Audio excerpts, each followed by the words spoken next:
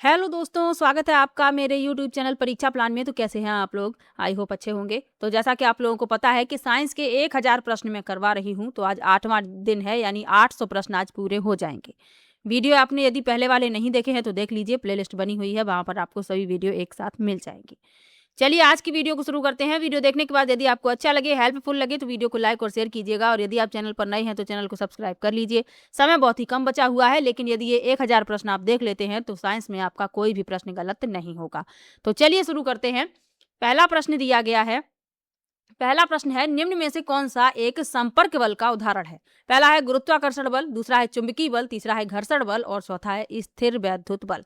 तो कौन सा एक संपर्क बल का उदाहरण है? तो घर्षण बल जो है ये संपर्क बल का उदाहरण है। सी विकल्प इसमें आपका सही हो जाएगा। समय ज्यादा बर्बाद नहीं करेंगे, जल्दी जल्दी से प्रश्नों को देखेंगे, क्योंकि 700 प्रश्न तो मैं करवा ही चुकी हूँ। लगभग सभी प्रश्न जो है महत्वपूर्ण हैं, उन सभी प्रश्नों को मैं करवा दूंगी और आपका रिवीजन भी अच्छे से हो जाएगा। सभी पीवाईक्यू भी मैंने शामिल कर लिए हैं, जो भी महत्वपूर्ण प्रश्न थे उनको भी शामिल कर लिया है।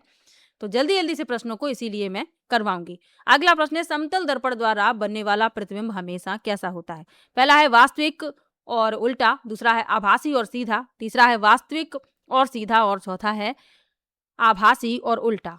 तो समतल दर्पण द्वारा बनने वाला प्रतिबिंब जो है हमेशा आभासी और सीधा बनता है। बी विकल्प इसमें आपका उत्तर हो जाएगा। चलिए आगे बढ़ते हैं। वाहनों के पीछे का दृश्य देखने के लिए किस दर्पण का उपयोग किया जाता है? जो पार्श्व दर्पण होते हैं वाहनों में, वो कौन से दर्पण होते हैं ये पूछा जा रहा है। पहला है अवतल दर्पण, दूसरा उत्तल दर्पण, तीसरा समतल दर्पण और चौथा है बेलनाकार दर्पण।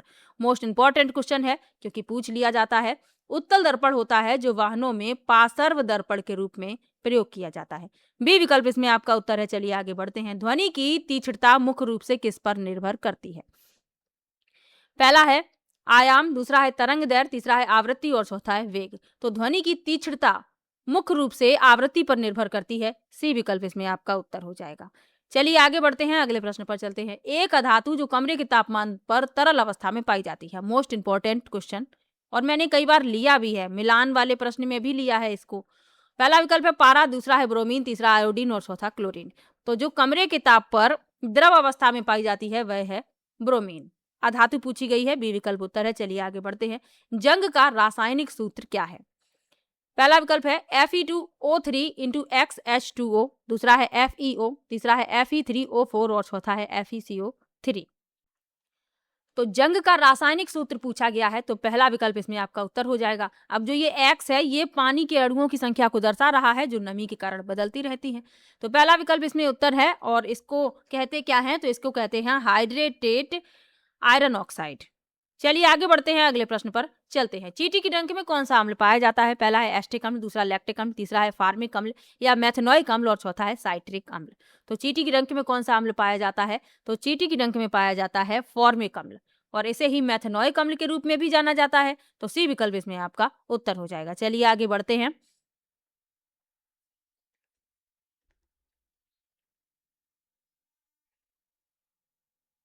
अगला प्रश्न है, लिटमस पेपर किससे प्राप्त किया जाता है? पहला है कवक, दूसरा शैवाल, तीसरा लाइकेन और चौथा जीवाणु। तो लिटमस एक प्राकृतिक सूचक है जो लाइकेन से प्राप्त होता है। तो सी विकल्प इसमें आपका उत्तर है। चलिए आगे बढ़ते हैं। बायोगैस का मुख्य घटक कौन सा है? पहला है एथेन, दूसरा है मीथेन, तीसरा प्रोपेन और चौथा है ब्यूटेन। तो बायोगैस का प्रमुख घटक पूछा गया है तो मीथेन होता है। बी विकल्प इसमें आपका उत्तर है। चलिए आगे बढ़ते हैं। मानव शरीर की सबसे बड़ी ग्रंथि कौन सी है? पहला है अग्न्याशय, दूसरा है यकृत, तीसरा थायराइड और चौथा है पीयूष। तो मानव शरीर की सबसे बड़ी ग्रंथि पूछ ली जाती है, यकृत होती है। बी विकल्प इसमें उत्तर है। मोस्ट इंपॉर्टेंट क्वेश्चन है, पहले भी पूछा गया है, तो याद रखिए। चलिए आगे बढ़ते हैं। इंसुलिन हार्मोन का स्राव किस अंग द्वारा होता है? पहला है यकृत, दूसरा अग्न्याशय, तीसरा प्लीहा और चौथा पित्ताशय। तो अग्न्याशय की लैंगरहैंस द्वीपकाओं से इंसुलिन का स्राव होता है। तो इसमें आपका बी विकल्प उत्तर हो जाएगा। चलिए आगे बढ़ते हैं। पौधों में जल का परिवहन किसके द्वारा होता है? पहला है फ्लोएम, दूसरा है जाइलम, तीसरा है रंध्र और चौथा है एपिडर्मस। तो याद रखिए, जा से जल और जार से जाइलम। बी विकल्प इसमें आपका उत्तर हो जाएगा। और जो भोजन है उसका परिवहन फ्लोएम द्वारा होता है।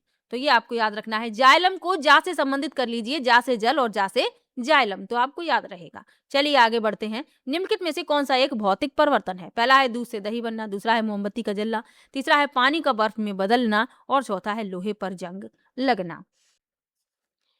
अब इसमें पूछा जा रहा है भौतिक परिवर्तन, यानी जिसमें अवस्था में परिवर्तन हो रहा हो। तो पानी का बर्फ बनना, यानी पानी जो है बर्फ बन जाती है लेकिन पिघलने पर फिर से पानी प्राप्त होगा। तो सी विकल्प इसमें आपका उत्तर है। दूध से दही बनना, यानी नया पदार्थ बन रहा है, तो ये जो है रासायनिक परिवर्तन का उदाहरण है। अब आप कहेंगे कि मोमबत्ती जलती है तो मोम पिघलती है लेकिन मोम ही रहती है, तो ये भौतिक परिवर्तन क्यों नहीं है? तो मोमबत्ती के साथ धागा भी तो होता है, वो भी तो जलता है, जो रासायनिक परिवर्तन दर्शा रहा है। तो मोमबत्ती का जलना भौतिक परिवर्तन के अंतर्गत नहीं आएगा, और लोहे पर जंग लगना ये भी रासायनिक परिवर्तन के अंतर्गत आता है। और मोमबत्ती का जलना जो है, कार्बन डाइऑक्साइड भी उससे प्राप्त होता है, तो ये भी याद रखिए।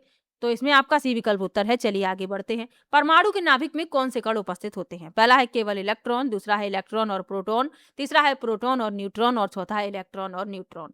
तो परमाणु के नाभिक में कौन से कण उपस्थित होते हैं? तो प्रोटॉन और न्यूट्रॉन नाभिक में होते हैं, और इलेक्ट्रॉन चारों ओर चक्कर लगाते हैं। तो इसमें जो आपका उत्तर होगा, सी विकल्प उत्तर हो जाएगा प्रोटॉन और न्यूट्रॉन। चलिए आगे बढ़ते हैं।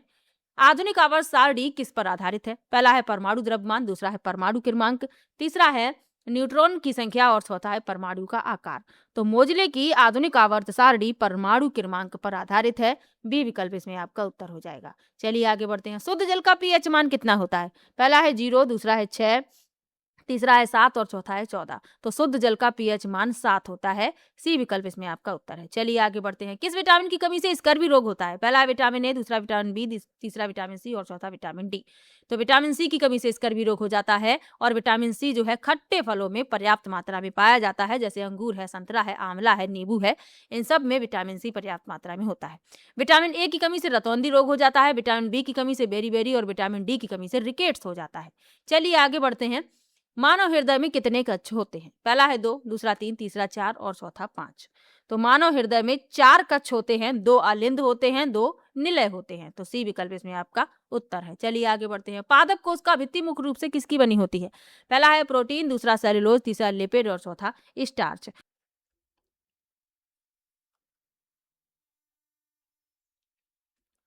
तो पादप कोश का भित्ति मुख्य रूप से सेलुलोज की बनी होती है। बी विकल्प इसमें आपका उत्तर है। चलिए आगे बढ़ते हैं। कोशिका का पावर हाउस किसे कहा जाता है? यानी power house of cell. Most important question है। पहला विकल्प है गोल्जी काय, दूसरा है लाइसोसोम, तीसरा है माइटोकॉन्ड्रिया और चौथा है राइबोसोम। तो माइटोकॉन्ड्रिया को पावर हाउस ऑफ सेल यानी कोशिका का ऊर्जा ग्रह कहा जाता है। सी विकल्प इसमें आपका उत्तर हो जाएगा। चलिए आगे बढ़ते हैं। एक प्रकाश वर्ष किसका मात्रक है? पहला है समय, दूसरा दूरी, तीसरा प्रकाश की तीव्रता और चौथा गति। इंपॉर्टेंट क्वेश्चन है। तो एक प्रकाश वर्ष जो है ये मात्रक है खगोलीय दूरी का। तो इसमें आपका बी विकल्प उत्तर हो जाएगा। चलिए आगे बढ़ते हैं। जब किसी वस्तु के वेग को दोगुना किया जाता है तो उसकी गतिज ऊर्जा कितनी हो जाएगी? पहला है दोगुनी, दूसरी आधी, तीसरी 4 गुनी और चौथा अपरिवर्तित। तो यदि किसी वस्तु के वेग को दुगुना कर दिया जाए तो उसकी गतिज ऊर्जा जो है 4 गुनी हो जाएगी। सी विकल्प इसमें आपका उत्तर है। और इस तरीके का प्रश्न मैंने आपको सॉल्व करके भी पहले दिखाया है, जो लगातार वीडियो देख रहे हैं उनको पता होगा। चलिए आगे बढ़ते हैं। आकाश का रंग नीला दिखाई देने का मुख्य कारण क्या है? पहला है प्रकाश का परावर्तन, दूसरा है प्रकाश का अपवर्तन, तीसरा है प्रकाश का प्रकीर्णन और चौथा है प्रकाश का विक्षेपण। तो आकाश का रंग नीला दिखाई देता है, इसका कारण क्या है? प्रकाश का प्रकीर्णन। सी विकल्प उत्तर है। चलिए आगे बढ़ते हैं। शुष्क बर्फ क्या है? पहला है ठोस नाइट्रोजन, दूसरा है ठोस कार्बन डाइऑक्साइड, तीसरा है जमी हुई बर्फ और चौथा है ठोस हाइड्रोजन। तो शुष्क बर्फ क्या है? ये ठोस कार्बन डाइऑक्साइड होती है। बी विकल्प इसमें आपका उत्तर है। चलिए आगे बढ़ते हैं। भोपाल गैस त्रासदी, इंपॉर्टेंट क्वेश्चन पहले भी पूछा जा चुका है। किस गैस के रिसाव के कारण हुई थी? पहला है मिथाइल आइसोसाइनेट, दूसरा है पोटेशियम साइनाइड, तीसरा है कार्बन मोनोऑक्साइड और चौथा है मस्टर्ड गैस। तो भोपाल गैस त्रासदी जो है किस गैस के रिसाव के कारण हुआ था? तो मिथाइल आइसोसाइनेट। और कब हुआ? 1984 में। ये सन भी याद रखिए क्योंकि कभी कभी इसे भी पूछ लिया जाता है। पहला विकल्प इसमें आपका उत्तर है। चलिए आगे बढ़ते हैं। टमाटर में मुख्य रूप से कौन सा अम्ल पाया जाता है? ये प्रश्न सीटेट में पूछा जा चुका है। पहला है टार्टरिक अम्ल, दूसरा है ऑक्जेलिक अम्ल, तीसरा है एस्टिक अम्ल और चौथा है मैलिक अम्ल। तो टमाटर में मुख्य रूप से, और ईवीएस में भी इस तरीके के प्रश्न पूछ लिए जाते हैं। अम्लों से संबंधित प्रश्न तो पूछे ही जाते हैं, साइंस में भी पूछ लिए जाते हैं, ईवीएस में भी पूछ लिए जाते हैं। तो जो पेपर फर्स्ट में आपका ईवीएस आता है तो उसके लिए भी मैं पढ़ा रही हूँ, टॉपिक वाइज क्वेश्चन करवाई हैं। यदि आप पेपर फर्स्ट भी देना चाहें तो आप लोग वो वीडियो भी जरूर देख लीजिएगा। संविधान से संबंधित 100 मोस्ट इंपॉर्टेंट क्वेश्चन मैंने करवाई है, 100 क्वेश्चन, तो देख लीजिएगा समय निकाल कर, आपकी इच्छा है। तो टमाटर में मुख्य रूप से कौन सा अम्ल पाया जाता है? पहला है टार्टरिक अम्ल, दूसरा ऑक्जेलिक अम्ल, तीसरा एस्टिक अम्ल और चौथा मैलिक अम्ल। तो टमाटर में पाया जाता है ऑक्जेलिक अम्ल, बी विकल्प इसमें आपका उत्तर हो जाएगा। टार्टरिक अम्ल इमली में पाया जाता है, एस्टिक अम्ल सिरके में, मैलिक अम्ल जो है सेब में और जो अधपके फल होते हैं उनमें भी पाया जाता है। चलिए आगे बढ़ते हैं, अगले प्रश्न पर चलते हैं।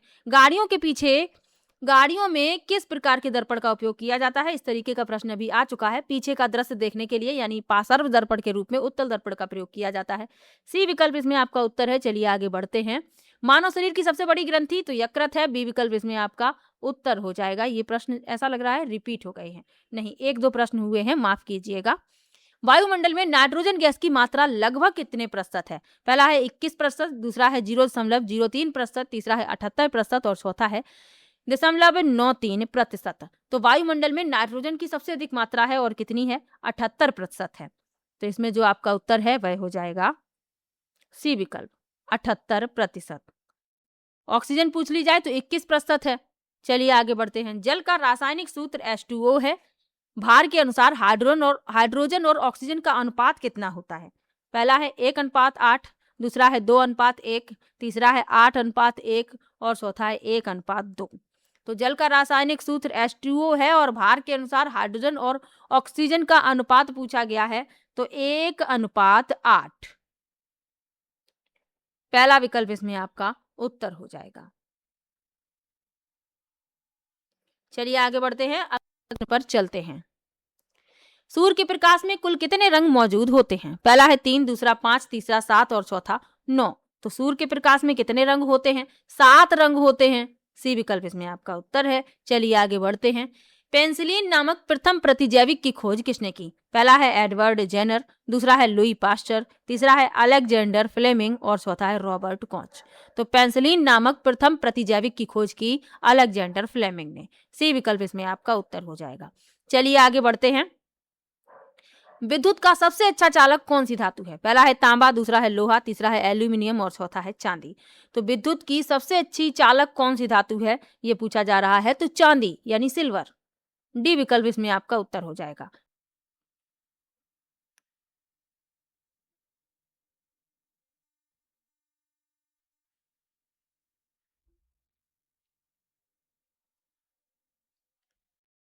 अगला प्रश्न है, ध्वनि की तीव्रता मापने के लिए किस मात्रक का उपयोग किया जाता है?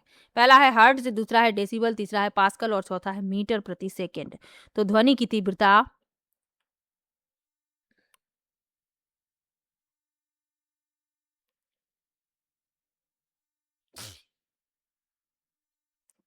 अगला प्रश्न दिया गया है, ध्वनि की तीव्रता मापने के लिए किस मात्रक का उपयोग किया जाता है? पहला है हर्ट्ज, दूसरा है डेसिबल, तीसरा पास्कल और चौथा मीटर प्रति सेकंड। तो ध्वनि की तीव्रता मापते हैं डेसिबल में। बी विकल्प इसमें आपका उत्तर है। चलिए आगे बढ़ते हैं। इंसुलिन हार्मोन की कमी से मानव शरीर में कौन सा रोग होता है? पहला है घेंगा, दूसरा मधुमेह, तीसरा एनीमिया और चौथा रतौंधी। तो इंसुलिन हार्मोन की कमी से डायबिटीज यानी कि मधुमेह हो जाता है, शुगर जिसे कहते हैं। बी विकल्प इसमें आपका उत्तर है। घेंगा जो है आयोडीन की कमी से, एनीमिया जो है आयरन की कमी से, खून की कमी हो जाती है, उसे एनीमिया कहा जाता है। रतौंधी जो है विटामिन ए की कमी से। एनीमिया जो है खून की कमी हो जाती है, हीमोग्लोबिन कम हो जाता है, तब एनीमिया कहा जाता है। तो ये याद रखिएगा। चलिए आगे बढ़ते हैं। चूने के पानी में कार्बन डाइऑक्साइड गैस प्रवाहित करने पर वह दूधिया क्यों हो जाता है? पहला है कैल्शियम कार्बोनेट बनने के कारण, दूसरा है कैल्शियम हाइड्रोक्साइड बनने के कारण, तीसरा है ऑक्सीजन गैस निकलने के कारण और चौथा है पानी के उबलने के कारण। तो चूने के पानी में कार्बन डाइऑक्साइड गैस प्रवाहित करने पर वह क्यों दूधिया होता है? कैल्शियम कार्बोनेट बनने के कारण। पहला विकल्प उत्तर है। चलिए आगे बढ़ते हैं। वायु में ध्वनि की चाल सामान्य ताप पर लगभग कितनी होती है? पहला है 3 × 10⁸ मीटर प्रति सेकेंड, दूसरा है 332 मीटर प्रति सेकेंड, तीसरा है 1500 मीटर प्रति सेकेंड और चौथा है 5000 मीटर प्रति सेकेंड। तो वायु में ध्वनि की चाल सामान्य तापमान पर लगभग कितनी होगी? 332 मीटर प्रति सेकेंड। चलिए आगे बढ़ते हैं। कोशिका की आत्मघाती थैली किसे कहते हैं? इंपॉर्टेंट क्वेश्चन है। पहला है राइबोसोम, दूसरा गोल्जी का, तीसरा लाइसोसोम और चौथा है केंद्रक। तो कोशिका की आत्मघाती थैली किसे कहा जाता है? लाइसोसोम को आत्महत्या की थैली भी कह देते हैं। तो इसमें आपका सी विकल्प उत्तर है। चलिए आगे बढ़ते हैं। जंग का रासायनिक सूत्र, तो ये प्रश्न भी आ चुका है। पहला विकल्प इसमें आपका उत्तर है। अब इतने ज्यादा प्रश्न लिए हैं, 1000 प्रश्न लिए हैं, तो कुछ प्रश्न रिपीट हो जाते हैं, उनके लिए माफ कीजिएगा। चलिए आगे बढ़ते हैं। वाहनों द्वारा तय की गई दूरी को मापने के लिए किस यंत्र का उपयोग किया जाता है? पहला है स्पीडोमीटर, दूसरा है ओडोमीटर, तीसरा है अमीटर और चौथा है अल्टीमीटर। तो वाहनों द्वारा तय की गई दूरी को मापने के लिए ओडोमीटर का प्रयोग किया जाता है। बी विकल्प इसमें आपका उत्तर है। अगला प्रश्न है, आयोडीन की कमी से कौन सा रोग होता है जिसमें गले की ग्रंथि सूज जाती है? पहला है स्कर्वी, दूसरा बेरी, तीसरा है घेंगा या गोइटर और चौथा है सूखा रोग। तो आयोडीन की कमी से घेंगा हो जाता है, गोइटर जिसे कहते हैं। सी विकल्प उत्तर है। स्कर्वी विटामिन सी की कमी से, बेरी विटामिन बी की कमी से, सूखा रोग विटामिन डी की कमी से, रिकेट्स जिसे कहते हैं। चलिए आगे बढ़ते हैं। शुष्क बर्फ वास्तव में क्या होता है? तो शुष्क बर्फ वास्तव में क्या होता है? ठोस कार्बन डाइऑक्साइड होता है। बी विकल्प इसमें आपका उत्तर है। शुद्ध सोने की शुद्धता कितने कैरेट होती है? पहला है 18 कैरेट, दूसरा है 22 कैरेट, तीसरा है 24 कैरेट और चौथा है 20 कैरेट। तो शुद्ध सोने की जो शुद्धता है वह 24 कैरेट होती है। सी विकल्प इसमें आपका उत्तर हो जाएगा। चलिए आगे बढ़ते हैं, अगले प्रश्न पर चलते हैं। पत्तियों द्वारा हरा रंग किस वर्णक यानी पिगमेंट की उपस्थिति के कारण होता है?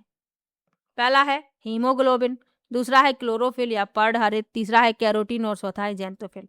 तो पत्तियों का हरा रंग क्लोरोफिल के कारण होता है। बी विकल्प इसमें आपका उत्तर है। चलिए आगे बढ़ते हैं। विद्युत बल्ब का फिलामेंट यानी कि जो तंतु होता है किस धातु का बना होता है? पहला है तांबा, दूसरा नाइक्रोम, तीसरा टंगस्टन और चौथा है एल्यूमिनियम।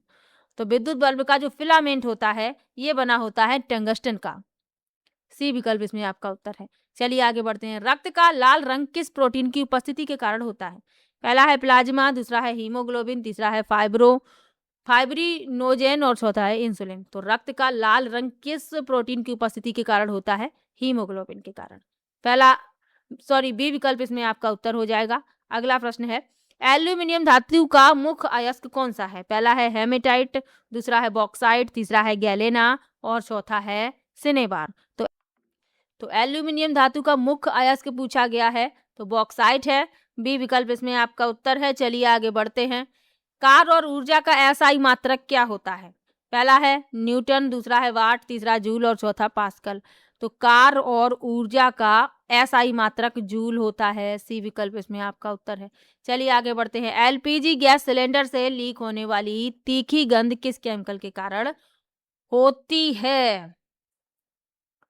पहला है मीथेन, दूसरा है इथाइल मरकैप्टेन, तीसरा है प्रोपेन और चौथा है कार्बन मोनोऑक्साइड।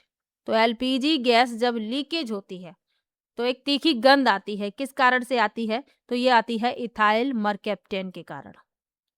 बी विकल्प उत्तर है। चलिए आगे बढ़ते हैं। कवक के अध्ययन को विज्ञान की किस शाखा के अंतर्गत रखा जाता है? पहला है माइकोलॉजी, दूसरा है फाइकोलॉजी, तीसरा है साइटोलॉजी और चौथा है हिस्टोलॉजी। तो कवक के अध्ययन को माइकोलॉजी कहा जाता है। पहला विकल्प इसमें आपका उत्तर हो जाएगा। फाइकोलॉजी शैवालों का अध्ययन कहलाता है। साइटोलॉजी कोशिका विज्ञान है। हिस्टोलॉजी ऊतक विज्ञान है, ऊतक विज्ञान, तो ये भी याद रखना है। चलिए आगे बढ़ते हैं, अगले प्रश्न पर चलते हैं। अगला प्रश्न है, पादप कोशिका की कोशिका भित्ति मुख्य रूप से किसकी बनी होती है? पहला है काइटिन, दूसरा है सेलुलोज, तीसरा है प्रोटीन और चौथा है लिपिड। तो पादप कोशिका की कोशिका भित्ति मुख्य रूप से किसकी बनी होती है? तो ये बनी होती है सेलुलोज की। बी विकल्प इसमें आपका उत्तर हो जाएगा। चलिए आगे बढ़ते हैं। किसी वस्तु का द्रव्यमान 10 किलोग्राम है, पृथ्वी की सतह पर उसका भार कितना होगा? तो वस्तु का द्रव्यमान जो है 10 किलोग्राम है और पृथ्वी की सतह पर उसका भार पूछा गया है, तो 9.8 से गुणा कर देंगे, 98 न्यूटन मिलेगा। बी विकल्प इसमें आपका उत्तर हो जाएगा। चलिए आगे बढ़ते हैं। अम्ल और क्षार आपस में क्रिया करके लवण और जल बनाते हैं, इस रासायनिक अभिक्रिया को क्या कहते हैं? पहला है ऑक्सीकरण अभिक्रिया, दूसरा है उदासीनीकरण अभिक्रिया, तीसरा है अपघटन अभिक्रिया और चौथा है विस्थापन अभिक्रिया।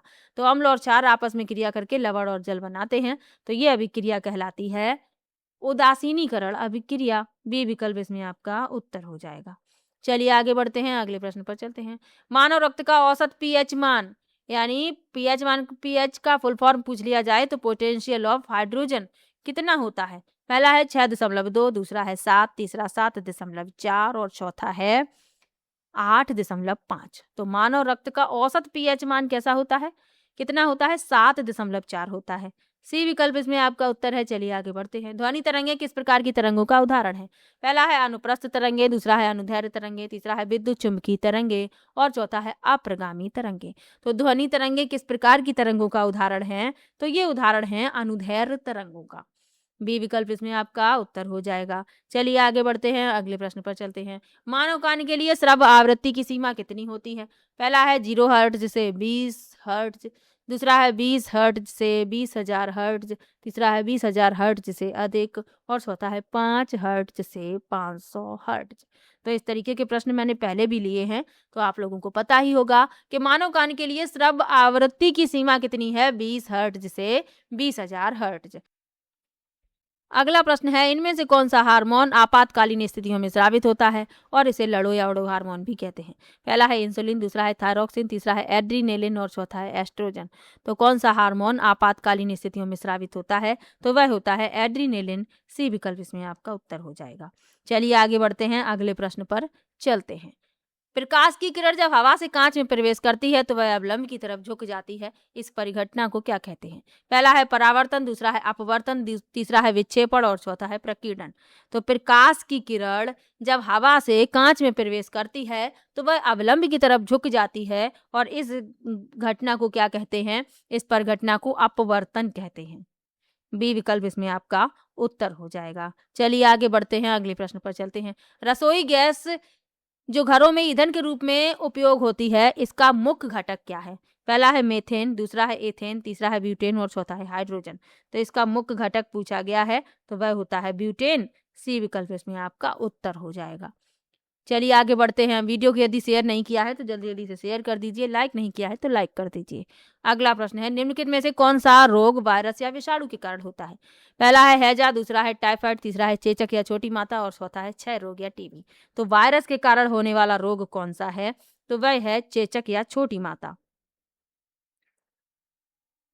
सी विकल्प इसमें आपका उत्तर है। अगला प्रश्न है, गोली दर्पण के लिए कौन सा दर्पण सूत्र सही है? पहला है 1/f बराबर 1/v प्लस 1/u, दूसरा है 1/f बराबर 1/v माइनस 1/u, तीसरा है 1/f बराबर 1/u माइनस 1/v और चौथा है f बराबर v प्लस u। तो गोली दर्पण के लिए पूछा गया है, पहला विकल्प सही होगा। f क्या है? f है फोकस दूरी, v क्या है प्रतिबिंब की दूरी और u क्या है वस्तु की दूरी। चलिए आगे बढ़ते हैं। मानव शरीर में भोजन का पूर्ण पाचन और पोषक तत्वों का अवशोषण मुख्य रूप से कहाँ होता है? पहला है आमाशय, दूसरा है मुख गुहा, तीसरा है छोटी आंत और चौथा है बड़ी आंत। तो इसमें जो आपका उत्तर होगा वह सी विकल्प हो जाएगा, छोटी आंत। चलिए आगे बढ़ते हैं। सिरके में कौन सा अम्ल होता है? तो सिरके में कौन सा अम्ल होता है? एस्टिक अम्ल होता है, अभी आपको बताया था। चलिए आगे बढ़ते हैं। ब्रह्मांड में किन्हीं दो पिंडों के बीच उनके द्रव्यमान के कारण लगने वाले आकर्षण बल को क्या कहते हैं? पहला है चुंबकीय बल, दूसरा है स्थिर विद्युत बल, तीसरा है गुरुत्वाकर्षण बल और चौथा है घर्षण बल। तो ब्रह्मांड में किन्हीं दो पिंडों के बीच उनके द्रव्यमान के कारण लगने वाले आकर्षण बल को क्या कहते हैं? गुरुत्वाकर्षण बल कहते हैं। सी विकल्प इसमें आपका उत्तर है। चलिए आगे बढ़ते हैं। पृथ्वी की भूपर्पटी पर सबसे अधिक मात्रा में पाई जाने वाली धातु कौन सी है? पहला है लोहा, दूसरा है एल्यूमिनियम, तीसरा है कैल्शियम और चौथा है सोडियम। तो पृथ्वी की भूपर्पटी पर सबसे अधिक मात्रा में पाई जाने वाली धातु कौन सी है? तो वह है आपकी एल्यूमिनियम। बी विकल्प उत्तर है। चलिए आगे बढ़ते हैं, अगले प्रश्न पर चलते हैं।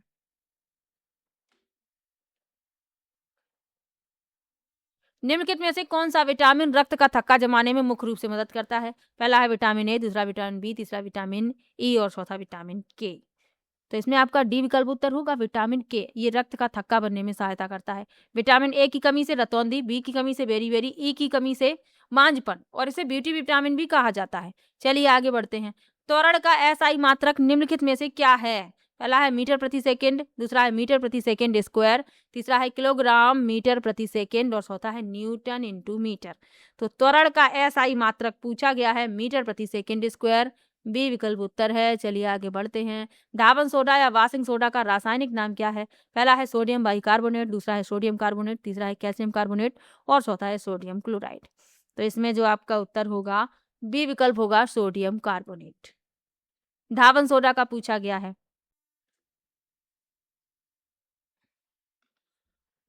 तो धावन सोडा का रासायनिक सूत्र कैल्शियम कार्बोनेट हो गया, बी विकल्प इसमें आपका उत्तर। चलिए आगे बढ़ते हैं। विद्युत धारा के परिमाण को नापने के लिए किस उपकरण का उपयोग किया जाता है? पहला है वोल्टमीटर, दूसरा है अमीटर, तीसरा है गैल्वेनोमीटर और चौथा है बैरोमीटर। तो विद्युत धारा के परिमाण को नापने के लिए अमीटर का प्रयोग करते हैं, बी विकल्प उत्तर है। चलिए आगे बढ़ते हैं। मशरूम और ईस्ट जीवों के किस जगत के अंतर्गत आते हैं? पहला है पादप जगत, दूसरा जंतु जगत, तीसरा कवक जगत और चौथा मोनेराज जगत। तो मशरूम और ईस्ट जीवों के किस जगत के अंतर्गत आते हैं? तो ये आते हैं कवक जगत के अंतर्गत। चलिए आगे बढ़ते हैं। किसी परमाणु के नाभिक के भीतर कौन कौन से कण मौजूद होते हैं? पहला है इलेक्ट्रॉन और प्रोटॉन, दूसरा प्रोटॉन और न्यूट्रॉन, तीसरा है इलेक्ट्रॉन और न्यूट्रॉन और चौथा है केवल इलेक्ट्रॉन। तो किसी परमाणु के नाभिक के भीतर कौन कौन से कण होते हैं? तो वो होते हैं प्रोटॉन और इलेक्ट्रॉन, बी विकल्प उत्तर है। चलिए आगे बढ़ते हैं। उत्तल लेंस का उपयोग मानव आंख के किस दृष्टि दोष को दूर करने के लिए किया जाता है? पहला है निकट दृष्टि दोष, दूसरा है दूर दृष्टि दोष, तीसरा है अबिंदुकता और चौथा है मोतियाबिंद। तो इसमें जो आपका उत्तर रहने वाला है दूर दृष्टि दोष, बी विकल्प इसमें आपका उत्तर हो जाएगा। चलिए आगे बढ़ते हैं अगले प्रश्न पर। जल का अधिकतम घनत्व किस तापमान पर रिकॉर्ड किया जाता है? पहला है 0 डिग्री, दूसरा है 4 डिग्री सेल्सियस, तीसरा है 100 डिग्री सेल्सियस और चौथा है ऋण 4 डिग्री यानी -4 डिग्री सेल्सियस। तो अधिकतम घनत्व किस तापमान पर रिकॉर्ड किया गया? 4 डिग्री सेल्सियस पर, बी विकल्प उत्तर है। चलिए आगे बढ़ते हैं। पौधों में जल और खनिज लवणों का संवहन जड़ों से पत्तियों तक के सूतक द्वारा किया जाता है। तो जहां बात आ जाए जल की तो आपको आंख बंद करके जाइलम लगा देना है, बी विकल्प आपका उत्तर है। चलिए आगे बढ़ते हैं। टांका या सोल्डर धातु किन दो धातुओं को मिलाकर बनाई जाने वाली एक मिश्र धातु है? पहला है तांबा और जस्ता, दूसरा है सीसा और टिन, तीसरा है तांबा और टिन और चौथा है लोहा और कार्बन। तो सीसा और टिन को मिलाकर बनाई जाती है टांका या सोल्डर धातु। अगला प्रश्न है। बादलों का वायुमंडल में तैरना उनकी किस विशेषता के कारण होता है? पहला है कम तापमान, दूसरा है कम वेग, तीसरा है कम दबाव और चौथा है कम घनत्व। तो बादलों का वायुमंडल में तैरना किस विशेषता के कारण होता है? तो कम घनत्व के कारण, डी विकल्प उत्तर है। चलिए आगे बढ़ते हैं। इंपॉर्टेंट है प्रश्न। अगला प्रश्न। रसोई गैस के बर्तनों के हैंडल बनाने के लिए किस प्लास्टिक का उपयोग किया जाता है जो ऊष्मा का कुचालक होता है? पहला है पॉलीथीन, दूसरा है बेकेलाइट, तीसरा है पीवीसी और चौथा है नायलॉन। ये प्रश्न भी आपके लिए इंपॉर्टेंट है, तो इसमें आपका बी विकल्प उत्तर है बेकेलाइट। चलिए आगे बढ़ते हैं। मानव शरीर में श्वसन की क्रिया के दौरान गैसों का विनिमय मुख्य रूप से कहाँ से होता है? पहला है श्वास नली में, दूसरा है वायु कूपकाओं में, तीसरा है नासा गुहा में और चौथा है ग्रसनी में। तो इसमें जो आपका उत्तर है बी विकल्प है वायु कूपकाओं में, बी विकल्प उत्तर है। चलिए आगे बढ़ते हैं। मरीचिका का बनना प्रकाश की किस परिघटना का एक प्रमुख उदाहरण है? पहला है अपवर्तन, दूसरा प्रकीर्णन, तीसरा है पूर्ण आंतरिक परावर्तन और चौथा है विवर्तन। तो मरीचिका का बनना पूर्ण आंतरिक परावर्तन का उदाहरण है, सी विकल्प इसमें आपका उत्तर है। चलिए आगे बढ़ते हैं। फिटकरी गंदे पानी को किस प्रक्रिया द्वारा साफ करने में मदद करती है? पहला है अवशोषण, दूसरा है स्कंदन, तीसरा है डायलिसिस और चौथा है शोधन। तो फिटकरी गंदे पानी को किस प्रक्रिया द्वारा साफ करती है? स्कंदन द्वारा, बी विकल्प इसमें आपका उत्तर है। चलिए आगे बढ़ते हैं। निम्नलिखित में से कौन सी धातु ठंडे जल के साथ अत्यधिक तीव्र अभिक्रिया करती है? पहला है मैग्नीशियम, दूसरा लोहा, तीसरा सोडियम और चौथा तांबा। तो कौन सी धातु ठंडे जल के साथ अत्यधिक तीव्र अभिक्रिया करती है? तो वह है सोडियम, सी विकल्प उत्तर है। चलिए आगे बढ़ते हैं। विद्युत हीटर की कुंडली या तार बनाने के लिए किस मिश्र धातु का उपयोग किया जाता है? पहला है पीतल, दूसरा कांसा, तीसरा नाइक्रोम और चौथा टंगस्टन। तो विद्युत हीटर की जो कुंडली होती है या तार बनाने के लिए नाइक्रोम का प्रयोग किया जाता है, सी विकल्प इसमें आपका उत्तर है। चलिए आगे बढ़ते हैं। किसी भारी वस्तु को खिसकाने के लिए किस प्रकार का घर्षण बल सबसे अधिक होता है? पहला है स्थैतिक, दूसरा सर्पी, तीसरा लोटनिक और चौथा द्रव। तो वस्तु को खिसकाना है तो कौन सा होगा? स्थैतिक घर्षण बल, पहला विकल्प इसमें आपका उत्तर है। चलिए आगे बढ़ते हैं। कीट बच्ची पौधे जैसे घटपड़ी मिट्टी में किस तत्व की कमी को पूरा करने के लिए कीटों का भक्षण करते हैं? पहला है कार्बन, दूसरा फास्फोरस, तीसरा नाइट्रोजन और चौथा पोटेशियम। तो कीट बच्ची पौधे मिट्टी में किस तत्व की कमी को पूरा करने के लिए कीटों का भक्षण करते हैं? तो नाइट्रोजन की कमी को पूरा करने के लिए। चलिए आगे बढ़ते हैं। आधुनिक आवर्त सारणी में कुल कितने आवर्त और वर्ग मौजूद हैं? तो आधुनिक आवर्त सारणी में 7 आवर्त हैं और 18 वर्ग हैं। तो इसमें जो आपका उत्तर है पहला विकल्प आपका उत्तर हो जाएगा। चलिए आगे बढ़ते हैं। 15 प्रश्न और बचे हैं, जल्दी जल्दी से देख लेते हैं। सिनेमा के पर्दे पर बनने वाला प्रतिबिंब किस प्रकार का होता है? पहला है आभासी और सीधा, दूसरा है वास्तविक और उल्टा जिसे सीधा करके देखा जाता है, दूसरा है आभासी और उल्टा, और चौथा है हमेशा धुंधला। तो सिनेमा के पर्दे पर बनने वाला प्रतिबिंब कैसा होता है? वास्तविक और उल्टा जिसे सीधा करके देखा जाता है। बी विकल्प इसमें आपका उत्तर है। चलिए आगे बढ़ते हैं। मानव मूत्र का पीला रंग किस वर्ण की उपस्थिति के कारण होता है? पहला है यूरोक्रोम, दूसरा है बिलुरूबिन, तीसरा है हीमोग्लोबिन और चौथा है मेलेनिन। तो मानव मूत्र का पीला रंग किसके कारण होता है? यूरोक्रोम के कारण। पहला विकल्प उत्तर है। चलिए आगे बढ़ते हैं। ब्लीचिंग पाउडर या विरंजक चूर्ण का सही रासायनिक सूत्र क्या है?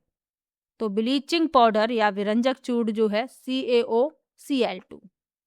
पहला विकल्प इसमें आपका उत्तर है। एलपीजी का मुख्य घटक प्रोपेन के साथ कौन सी दूसरी गैस होती है? यानी एलपीजी के मुख्य घटक प्रोपेन के साथ कौन सी गैस होती है, पूछा जा रहा है। पहला है मीथेन, दूसरा है ब्यूटेन, तीसरा एथेन और चौथा हाइड्रोजन। तो ब्यूटेन गैस होती है। बी विकल्प इसमें आपका उत्तर हो जाएगा। चलिए आगे बढ़ते हैं। गुरुत्वाकर्षण का सार्वत्रिक नियम निम्नलिखित में से किसने प्रतिपादित किया था? पहला है अल्बर्ट आइंस्टीन, दूसरा है आइजैक न्यूटन, तीसरा है गैलीलियो गैलीली और चौथा है जॉन डाल्टन। तो आइजैक न्यूटन ने प्रतिपादित किया था। बी विकल्प इसमें आपका उत्तर है। चलिए आगे बढ़ते हैं। जंतु कोशिका में निम्नलिखित में से कौन सी संरचना नहीं पाई जाती? पहला है कोशिका झिल्ली, दूसरा केंद्रक, तीसरा है कोशिका भित्ति और चौथा है माइटोकॉन्ड्रिया। तो जंतु कोशिका में कौन सी संरचना नहीं पाई जाती है? तो कोशिका भित्ति नहीं पाई जाती है। सी विकल्प आपका उत्तर है। अगला प्रश्न है, इमली और अंगूर में प्राकृतिक रूप से कौन सा अम्ल पाया जाता है? पहला है एस्टिक अम्ल, दूसरा है टार्टरिक अम्ल, तीसरा ऑक्जेलिक अम्ल और चौथा मैलिक अम्ल। तो इमली और अंगूर में प्राकृतिक रूप से कौन सा अम्ल पाया जाता है? तो टार्टरिक अम्ल पाया जाता है। बी विकल्प इसमें आपका उत्तर है। चलिए आगे बढ़ते हैं। विद्युत पर्वतों में शॉर्ट सर्किट से बचने के लिए सुरक्षा उपकरण के रूप में किसका उपयोग किया जाता है? पहला है स्विच, दूसरा फ्यूज तार, तीसरा प्रतिरोधक और चौथा जनरेटर। तो विद्युत पर्वतों में शॉर्ट सर्किट से बचने के लिए फ्यूज तार का प्रयोग किया जाता है। बी विकल्प इसमें आपका उत्तर है। चलिए आगे बढ़ते हैं।